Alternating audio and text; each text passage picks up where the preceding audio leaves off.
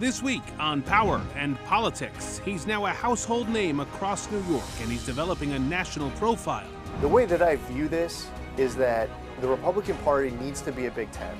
From the campaign trail to the cable news loop, former New York Congressman Lee Zeldin, and the fundraising circuit. Former Congressman Lee Zeldin is a man whose political profile is only growing. Now he says he has a plan to grow the reach of Republicans across the country. When a political consultant tells me that I should not go somewhere, my first thought is that is the most important place for me to go. So what's next for the Republican after coming so close yet so far in the race for governor? And what does he think of Trump, DeSantis, Hochul, Santos, and more? Today we're in the former congressman's old district to ask him directly. When you consider everything you've just laid out, does it line up for you for another statewide run, whether it's the Senate or another run at the governor's house? News 12's Power and Politics begins right now.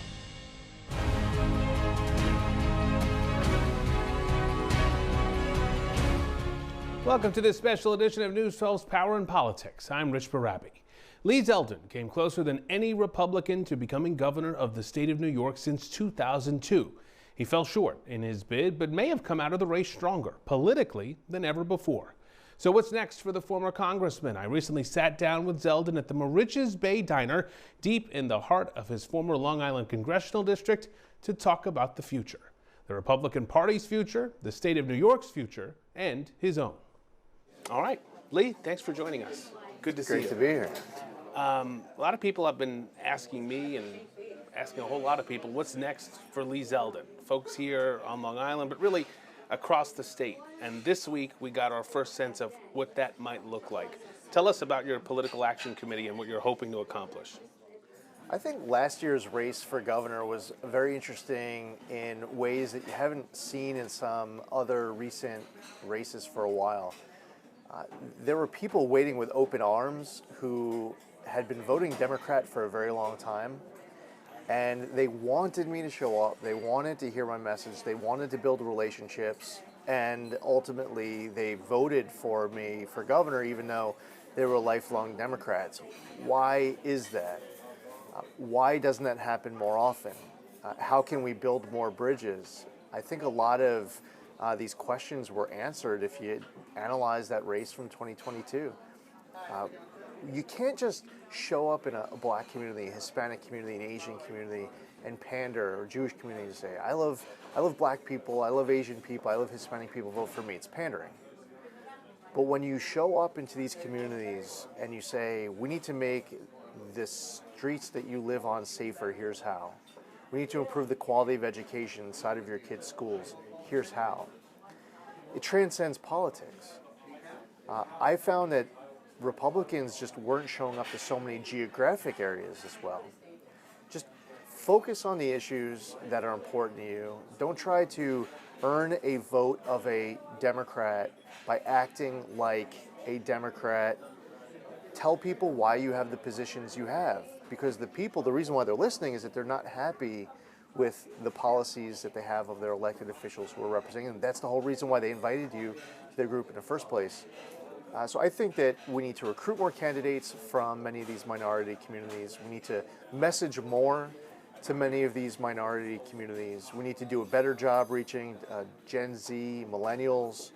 And I think that the Republican Party needs to do a better job outlining an agenda of what we stand for to allow people to have safer streets, better quality education, upward economic mobility, to combat homelessness, mental health challenges, and far more. If this doesn't happen, if Republicans don't reach into communities where maybe they haven't in the past, as you suggest, can the GOP win a nationwide race, say in a presidential race, 2024? No, and they shouldn't. These votes are earned. Even when the year calls for a desperate desire, an urge for a red wave, it doesn't just happen on its own. People would say, there's going to be a red tsunami this year. They say it confidently.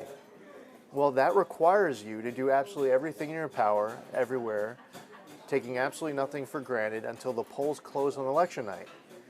If you're someone who's trying to actually ride in a wave, you're on a board, you're not doing your part to ensure one happens. looking forward, there are positions that conservatives have, there are positions that Republicans have that can make life in New York freer, more prosperous, safer, but you have to work hard, taking nothing for granted to get that message out, to earn that support. Same thing goes nationally.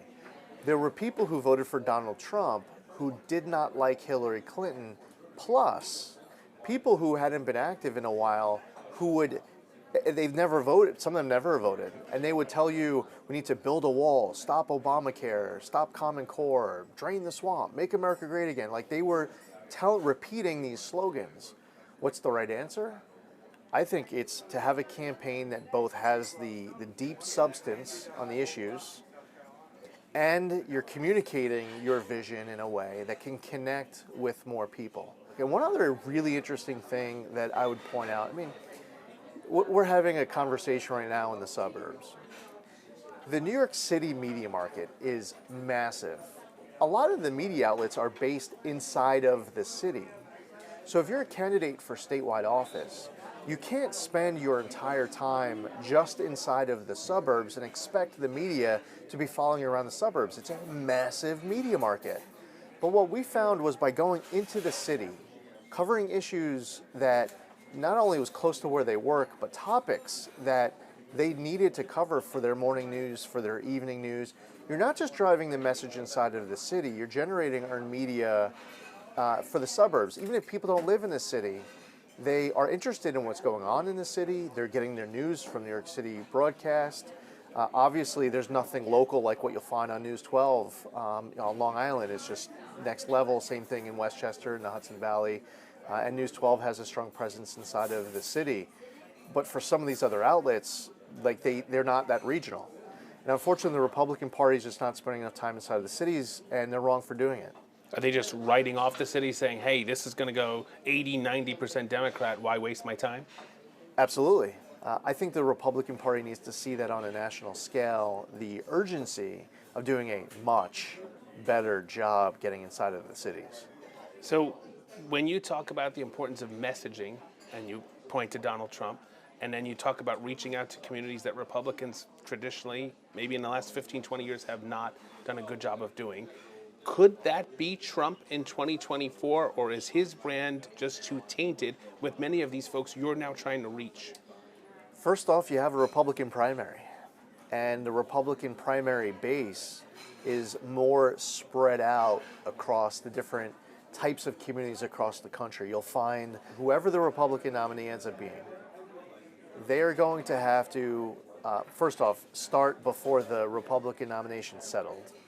But especially once the Republican nomination is settled, get into these deeply blue areas, take nothing for granted, understand that these individuals, communities are waiting with open arms, that we're on the right side of the issues that matter to them. But the reason why they're not voting Republican is because even though they're upset with the Democratic Party, the idea is that the Democratic Party is the devil you know, which is better than the devil you don't.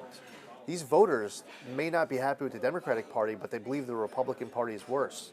That's not going to correct itself. That's not going to swing on its own. You have to earn it, and you should have to earn it. When you consider everything you've just laid out, does it line up for you for another statewide run, whether it's the Senate or another run at the governor's house, governor's mansion? I believe that there's another re-entry into government in the future. What that'll be, when that will be, we'll see. In the meantime, I'm trying to spend as much time as I can with my family. I started some companies, started the PAC, I've been doing a lot of other stuff. There's some speeches, not just in New York, but across the country, media interviews. I'm going to stay engaged. There's important local races that are coming up this year, and I want to do my part to help make a positive impact. At some point in the future, I do think that there is a re-entry into government. We'll see what that will be. When we return, what does Lee Zeldin think about the current state of New York? What does he think about Congressman George Santos? Did he have any sense of Santos's lies ahead of time? And does he think his fellow Republican should resign from office now? You're watching a special edition of News 12's Power and Politics. We'll be right back.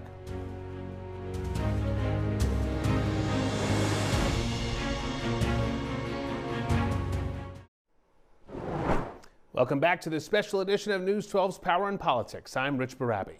Former Congressman Lee Zeldin served in the House of Representatives for 8 years. When he ran for governor last year, he campaigned alongside Republican House candidates, including George Santos. They even had the same campaign treasurer. So what did Zeldin know about Santos then, and what does he think of him now? I asked him about it when we met earlier this week. What are your thoughts on George Santos? Did you know him well? What do you think of him now? All the stuff that's come out, I was not aware of any of it. Any of it. The night before the New York Times story came out, we were at a candle lighting ceremony for Hanukkah. We're on the North Shore of Nassau County. And he made a comment where he said he was Jewish. Now, and people laughed because what that means when you hear a joke like that from someone who is Jewish, and I've heard this before from other people, it's that they're Jewish, but they're not as religious. You're at an event to celebrate a Jewish holiday. You're in a crowd of Jewish people. And to be as deceptive as that and so many other things were, it, I believe, causes people to be more upset when you know him than people who are out there who maybe didn't vote for him in the first place. Integrity matters. He might be able to stay in for the remainder of his term, we'll see. But I think he's going to have a really difficult time. Why? It's about integrity. It's about deception and all of the stories of people who feel like they've been hurt or used, lied to. When you just look at the practical dynamics, having been a congressman, you got to be able to work with people. Republicans, Democrats, Independents, whoever it is. Seemingly, there are very few people who will work with George Santos, which ultimately will hurt his constituents. Should he resign? Listen, if I was in his shoes, the answer is yes in a heartbeat. If I was in his shoes, I would never be doing what he's doing. Having said that, you don't think he will, do you? I don't think so. I think you would need something to change to cause a next level pressure point that would result in a resignation. Set aside your race for governor against Kathy Hochul and just look at her tenure from January to today. How would you grade her performance? Terribly. On many different levels. If you're dealing with a legislature that is to your left and they're trying to advance a policy that you're not comfortable with, it's a bad idea, it's bad politics, bad merits, whatever, the only way to successfully get your agenda passed in fighting against that legislature to your left is to go to the public. If it's the end of December and for months people have been calling for a special session to give judges discretion to weigh dangerousness and reforming cashless bail, and the legislature is going to have a special session, but what are they going to do? They're going to give themselves a pay raise. You don't just go along with it. You oppose it, you go to the public will have your back. The people in the public who will have your back will include not only people who voted for you, it'll include people who voted against you. That's the only way to stop it. Well, how grateful is the state legislature that Kathy Hochul went along with their personal Christmas gift to themselves? Well, a few weeks later, they sandbagged her on the LaSalle nomination. So that's how it ends up playing out tactically. She doesn't understand how to use public opinion in order to go against this legislature, and she's going to get rolled over and over and over and over and over again. And as she continues to get rolled, the public gets rolled. I want to talk about two people who, it goes back to what we were discussing earlier in terms of running campaigns nationwide or even statewide. Two people who campaigned for you in your run, Ron DeSantis and Glenn Youngkin.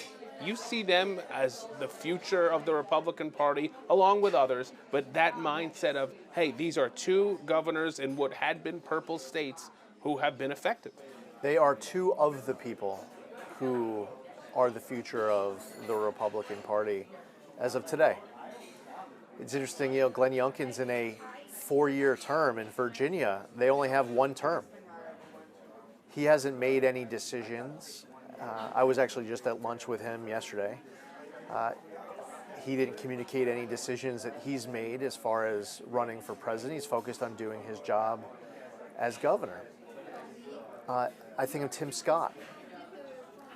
There are people who are the future of the Republican Party who we don't even know about yet. They will emerge 2 years from now, and we could go back to the date of us getting together to Merchants Bay Diner, and what's interesting is that we didn't even know that this person, this male, this female, had even existed, and now they're the future of the Republican Party. The way that I view this is that the Republican Party needs to be a big tent. It can't be a party of any one person ever. So safe to say you're going to watch the primary process play out before you back any candidate, because there could be a candidate we don't even know yet who could conceivably earn your backing. First thing is seeing who actually runs. Ron DeSantis hasn't even announced. He's in his legislative session. I believe his legislative session goes until the beginning of May. I mentioned Tim Scott's name. Nikki Haley's gotten in the race. I've heard that Mike Pence was going to get in the race. We'll see. I've seen it. Mike Pompeo might get in the race. We'll see. Obviously, President Trump, he was the first one out. He's polling in first. He is, you might say, the most likely. And the interesting thing in handicapping the Republican primary, you would think that as additional people get in the race, that would cause an issue for President Trump as credible, viable opponents get in. But the way that this actually ends up playing out, if you're following the logic that President Trump has a block of the Republican base that will absolutely vote for him no matter what, then he actually wants the field to be as large as possible. Nikki Haley getting in the race actually takes more votes away from a Ron DeSantis than it does a Donald Trump. So we'll have to see who gets in the race. When we return, what is Lee Zeldin most proud of about his run for governor, and what are his biggest regrets? Our News 12 Power and Politics special continues next. Welcome back to this special edition of News 12's Power and Politics. Our conversation continues now with Lee Zeldin. For your campaign, did you have any regrets as you had a chance to look back at it and say, oh, I should have done this, I should have done that? No, I wouldn't call it regrets. I mean, we were all in. We started 19 months to the day before the election. Physically, there is no way to possibly work harder than we had worked. There's a saying in New York, the full Schumer. Full Schumer is when you get to every county in the entire calendar year. And I took that as a challenge. So in the first 6 months of the campaign, we got to all 62 counties in the state for events. I'm not just talking about driving through, actually like stopping and doing stuff. All 62 counties at least twice. So that's called the full Zeldin now in New York. There's no regrets. If we were to go forward and do this again, let's say in 4 years, it's a possibility. What's important is that you have lessons learned. There was nothing that I said during the 19 months of the campaign that harmed the campaign, where the folks out there are issuing their spin. Oh, he meant to say this or that. I said what I believe. My advice is say what is on your mind. Let the voters know what you stand for, even if it's something that might be detrimental to your campaign. Your political consultants tell you that you shouldn't be saying that or taking that position. It's what you believe. There's an authenticity there.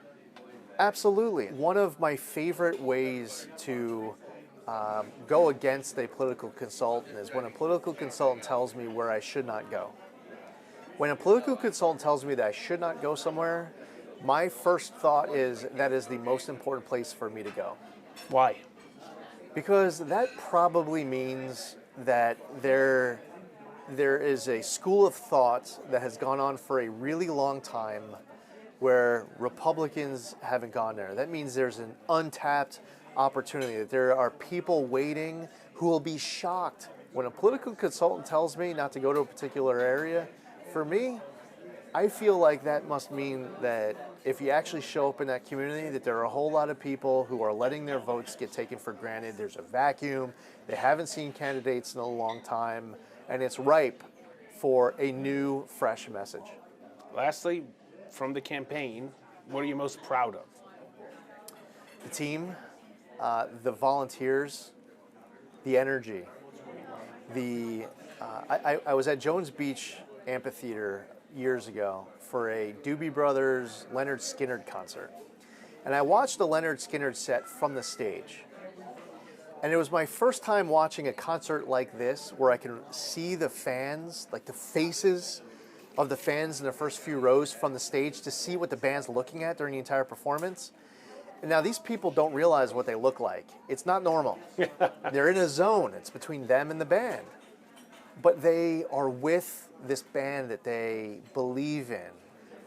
Towards the end of the campaign, we were doing rallies across the entire state. And I could tell that it was a really long time since these people believed. And hopefully, if we decide to run for office again in the future, it's something that we can pick up right where we left off on, maybe finish what we started if we decide to run for governor again. That's all the time we have this week. Thanks for watching this special edition of News 12's Power and Politics. I'm Rich Barrabi.